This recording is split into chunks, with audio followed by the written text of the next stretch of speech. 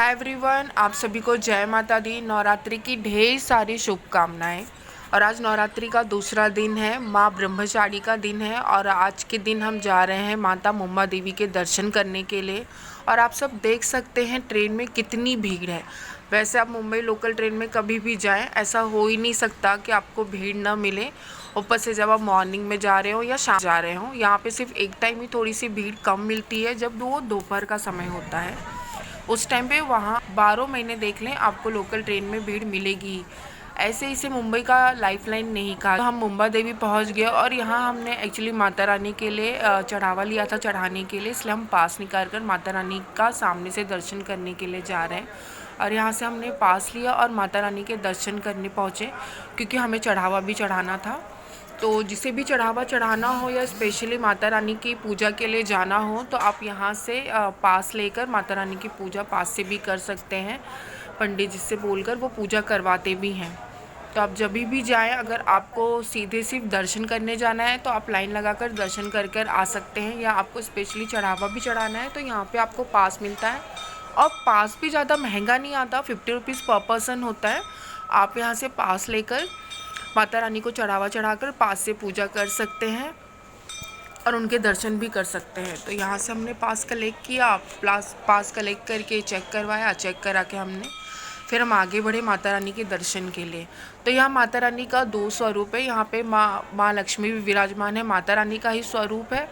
और जस्ट उनके बाजू में माता रानी मुम्बा देवी का स्वरूप है, जो स्पेशली जो दर्शन हम कहते हैं ना, माता रानी जिस नाम से जानी जाती हैं मुंबई में, माँ मुम्बा देवी माता रानी। तो हम फिर जब वहाँ गए माथा टेक कर दर्शन कर, तो हमने पंडित जी को चढ़ावा दिया चढ़ाने के लिए। और यहाँ मोबाइल बिल्कुल भी अलाउड नहीं है, तो आप कृपया ना लेकर जाएं। आप बाहर वीडियो बना सकते हैं, लेकिन ये छोटा सा क्लिप हमने बनाया था, वो भी मेरे बच्चे के हाथ में मोबाइल था तो इतना ध्यान नहीं गया। अदरवाइज़ वहाँ पे जगह जगह पे वॉलंटियर पुलिस स्टाफ्स खड़े होते हैं, वो बिल्कुल भी अलाउ नहीं करते। उन्होंने 1-2 बार मेरे बच्चे को डांटा भी था, बट इसने धीरे से छोटा सा क्लिप बना दिया, तो इस वीडियो में ऐड कर रही हूँ। पर आप सबसे रिक्वेस्ट है कि वहाँ जाएं तो प्लीज़ वीडियो ना बनाएं। हमें इन सब चीज़ों का पालन करना चाहिए, जहाँ पे जो चीज़ें नहीं अलाउड है वहाँ पे हमें नहीं बनाना चाहिए।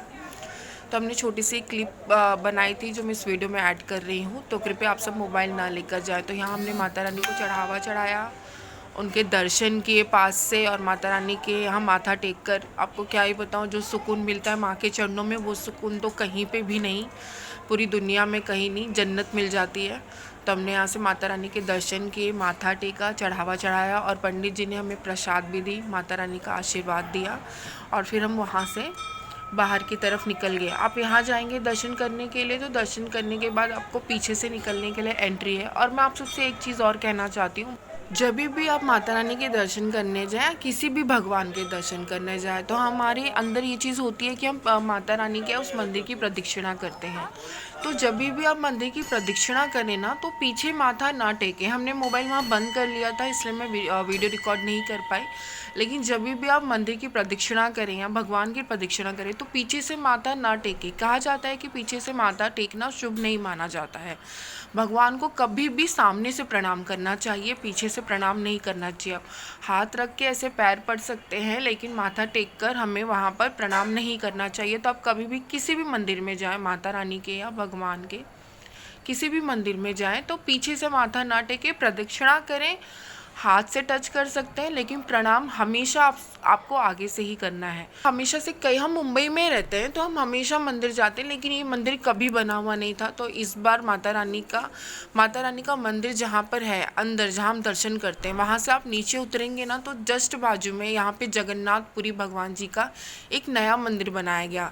इस बार पहली बार हमने इस मंदिर के दर्शन किए, जब हम मुंबा देवी में दर्शन के लिए गए हुए थे। तो ये मंदिर बहुत ही ज़्यादा सुंदर है, और मेरे हिसाब से जहाँ तक मैं जानती हूँ कि मुंबई में पहला मंदिर है जो जगन्नाथपुरी भगवान जी का, ये मंदिर मैंने यहाँ देखा है। अदरवाइज़ मैंने आज तक कभी नाम भी नहीं सुना।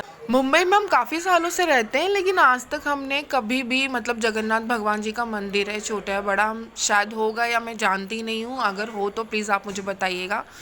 मैंने आज तक नहीं सुना था, ना ही मैं कभी गई थी। ये पहला मंदिर था, ये पहला क्या बोलूँ अनुभव था मेरे लिए, जो मैंने जगन्नाथ भगवान जी के स्वरूप को बहुत पास से देखा। लेकिन मुंबा देवी मंदिर में ये मंदिर बनाया गया है और ये रिसेंटली ही बना मंदिर है। हमने वहाँ ज़्यादा जानकारी तो नहीं ली, अगर जानकारी ली होती तो पता चलता कि ये मंदिर कब बनाया गया और किस पर्पज़ से बनाया गया। लेकिन ये तो है कि आपको अब जब भी आप माता रानी के दर्शन करने जाएंगे तो आपको जगन्नाथपुरी के भी दर्शन होंगे, जगन्नाथ भगवान के दर्शन होंगे। जो लोग वहाँ नहीं जा पाते हैं वो उनके उस स्वरूप के दर्शन यहाँ ज़रूर पाएंगे मैया के पास। तो यहाँ से आप प्रदक्षिणा भी कर सकते हैं। यहाँ मेरे हस्बैंड और मेरे बेटे ने प्रदक्षिणा की, तो आपने देखा कि इन्होंने माथा नहीं टेका लेकिन प्रणाम किया। उसी तरीके से मैं आप सबसे भी रिक्वेस्ट करती हूँ, जब भी आप मंदिर की प्रदक्षिणा करें तो प्रणाम करें, पर पीछे से माथा ना टेके। कभी भी भगवान को हमेशा सामने से ही प्रणाम करना चाहिए। तो ये मंदिर इतना सुंदर और इतना भव्य लग रहा था कि मैं आपको क्या बताऊं। और क्लीनिंग तो बहुत ज़्यादा थी। नया नया मंदिर का निर्माण था लेकिन बहुत ही अच्छा लग रहा था मंदिर। और अब जब भी आप माता रानी के दर्शन करने जाएंगे तो आपको जगन्नाथपुरी भगवान के भी दर्शन होंगे। अब तो मैं जब भी जाऊंगी मैं दर्शन करूंगा। और यहाँ पे बालाजी का स्वरूप के भी दर्शन हुए और बहुत ही सुंदर लग रहे थे हनुमान जी बालाजी के स्वरूप में।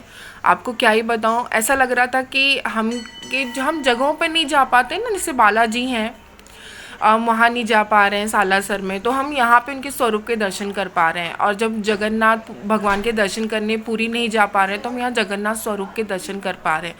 तो मंदिर बहुत ही भव्य था और दर्शन करके बहुत ही सुकून मिला। यहाँ मंदिर से बाहर निकल के आपने देखा हमें मंदिर से माता रानी की दर्शन करके जब हम सीढ़ियों से नीचे उतरते हैं ना, जस्ट बाजू में ही ये मंदिर बनाया गया है। आप जब वहाँ जाएंगे तो आपको स्वयं में मंदिर वहाँ से दिख जाएगा, क्योंकि जब हम गए तो हमें पता नहीं था। वहाँ भी हमें एक पंडित जी ने बताया कि आप यहाँ नया मंदिर बना, आप दर्शन कर लीजिए। तब वहाँ पे हमने दर्शन किया। दर्शन करके हम यहाँ से बाहर निकले। उसके बाद मेरे और मेरे हस्बैंड का 9 दिन का फास्ट था, तो हमने यहाँ पर प्रसाद खाया। सब लोग कहते हैं कि माता रानी का जो मुंबा देवी का प्रसाद है फास्ट में नहीं खाया जाता, पर वहाँ पे जो बना रहे थे उनसे हमने पूछा था कि ये खा सकते हो, तो उन्होंने कहा नहीं, हम सब चीज़ों का ध्यान रखकर हमें प्रसाद बनाते हैं, तो जो व्रतधारी हैं वो भी प्रसाद ग्रहण कर सकते हैं। तो यहाँ पर हमने प्रसाद खाकर पानी पिया था। और ये जो बना रहे हैं इनसे ही हमने पूछा था। और माता रानी का प्रसाद आपको पूरी दुनिया में जो ये प्रसाद हम खाते हैं ना, जो संतुष्टि मिलती है ना, मैं आपको बता नहीं सकती। जो स्वाद होता है, मतलब क्या ही बोलूँ, वो प्रसाद एक अलग ही होता है। आज से नहीं, बचपन से मुझे माता रानी का प्रसाद बहुत पसंद है, बहुत मतलब बहुत ज़्यादा। जब भी हम मंदिर जाते हैं प्रसाद तो लेते हैं, लेकिन थोड़ा और एक्स्ट्रा भी लेकर आते हैं क्योंकि बार बार जाना नहीं हो पाता। तो लेकिन माता रानी का प्रसाद की स्वाद आपको कहीं भी नहीं मिल सकता, कहीं और नहीं मिल सकता। तो यहाँ से हम दर्शन करके बाहर की ओर निकल रहे हैं। और सच बताऊँ तो नवरात्रि में जो हम सोच कर गए थे कि हमें बहुत ज़्यादा भीड़ मिलेगी, आपको यहाँ पे ज़रा भी भीड़ नहीं दिखी, ज़रा भी नहीं। मैं आपको यहाँ पे दिखाऊंगी। जब हम स्टार्टिंग में लाइन लगा कर गए तो उस समय वीडियो नहीं बना पाई, क्योंकि हमें ऐसा लग रहा था कि लाइन मिलेगी तो हम ज़्यादा देर नहीं वो कर पाएंगे, तो हमने फटफट हमने वहाँ से निकल गए। लेकिन सच कहूँ तो लाइन ज़रा भी नहीं थी। मैं भी आपको आगे दिखाऊंगी वीडियो में। देखिए लाइन पूरी की पूरी खाली है। आपको यहाँ पे इस बार पहली बार ऐसा था कि नवरात्रि में हमें ज़्यादा भीड़ नहीं मिला, नहीं तो नवरात्रि के दिनों में यहाँ पर आना और कम से कम 7-8 घंटे की लाइन बिना लगाए आपको दर्शन मिलना बहुत ही मुश्किल है। तो यहाँ से हमने दर्शन किया। दर्शन करके बाहर की ओर जब निकले तो हमने वहाँ से अपने शूज़ कलेक्ट किए और शूज़ कलेक्ट करके हम बाहर की तरफ निकले। फिर यहाँ से हमने जाकर गन्ने का जूस पिया। इस तपती धूप में गन्ने का जूस एक ऐसा ड्रिंक है जो इंस्टेंट आपको एनर्जी देता है। और ऐसा नहीं है, वहाँ पे जो बना रहे थे उनसे हमने बात भी की तो उन्होंने कहा नहीं, हम साफ बना कर देते हैं, क्योंकि यहाँ पे बहुत लोग आते हैं और नवरात्रि के दिन चले तो स्पेशली लोग ज़्यादातर आते हैं, तो व्रत वाले होते हैं, तो हम इन सब चीज़ों का ध्यान रखते हैं। और वो पेपर के ग्लास देते हैं ताकि किसी को भी ऐसा ना हो कि ग्लास धोकर उसमें वापस देना पड़े, आप पियो और तुरंत वहाँ पे फेंक दो। और वो बनाते भी बहुत साफ ढंग से हैं। तो हम जब भी जाते हैं तो इन अंकल जैसे हम जूस लेकर पीते हैं। और गन्ने का जूस आप कभी भी जाओ, गर्मी में तो मैं कहूँगी स्पेशली कि आप कभी बाहर जाए ना, तो अगर आपको एनर्जी की ज़रूरत है, इंस्टेंट एनर्जी की, तो आप गन्ने का जूस ज़रूर पिएं। और फ्रेश गन्ने के जूस का तो टेस्ट ही अलग है। पीते ही ऐसे लगता है कि पूरी बॉडी में इंस्टेंट एनर्जी आ गई है। तो हमने यहाँ से जूस पिया और जूस पीकर फिर हमने बाबू को थोड़ा नाश्ता करवाया, बिकॉज उसका व्रत नहीं था, लेकिन वो हमारे साथ निकला था, वो बहुत थक गया था, तो उसके डैडी ने उसको नाश्ता करवाया। फिर हम यहाँ से स्टेशन की तरफ निकल गए अपनी जर्नी के लिए। फिर हम घर वापस लौटने की तैयारी करने लगे। रोड पर आप देख सकते हैं बहुत ज़्यादा गर्दी। आप जब भी मुंबई देवी जाएंगे ना, आपको कभी नहीं, क्योंकि यहाँ पे क्रॉफिट मार्केट, मतलब आपको हर तरह की मार्केट मिल जाएगी, दवाइयों की मार्केट, होलसेल मार्केट, तो यहाँ पे हर टाइम भीड़ होता है। आप चाहे जब जाएं, साल के किसी भी सीज़न में जाएं, आपको यहाँ भीड़ मिलता ही मिलता है। तो यहाँ से बाबू ने नाश्ता किया और नाश्ता करने के बाद फिर हम स्टेशन की तरफ निकल गए। माता रानी के दर्शन करने के बाद तो जो सुकून मिला कि मैं आपको बोल नहीं सकती। नवरात्रि का दूसरा ही दिन था, इसलिए हमें ज़्यादा परेशानी भी नहीं हो रही थी, क्योंकि अगर ज़्यादा दिन हो जाते हैं तो हम जाते हैं तो थोड़ा सा वीकनेस जैसा भी लगता है, लेकिन सेकंड डे था तो हमें ज़्यादा वीकनेस नहीं हुई और हम आराम से दर्शन करके निकले। प्लेटफॉर्म भी पूरा खाली था, ट्रेन भी पूरा खाली था। फिर हम वहाँ से स्टेशन आए, स्टेशन आकर हमने ट्रेन पकड़ ली और ट्रेन पकड़ फिर हम घर के लिए निकल गए। मुंबई में आप जाओ और आप बिना लोकल ट्रेन के सफ़र कर पाओ तो बहुत ही मुश्किल बात है, लेकिन सबसे इजी अगर आपको ट्रैवल करना है ना, तो सब में सच में कहूँ सबसे इजी ट्रैवल लोकल का ही पड़ता है। क्योंकि गाड़ी में अगर आप बैठ कर जाते हैं ना, प्राइवेट गाड़ी करके, तो 7-8 घंटे लग जाते हैं और हम थक भी जाते हैं, बोर भी हो जाते हैं। और मुंबई लोकल ट्रेन में आप सफ़र करते रहो तो पता ही नहीं चलता, हम अपनी मंजिल पे भी पहुंच जाते हैं। तो ये रहा आज जो हम माता रानी के दर्शन किए।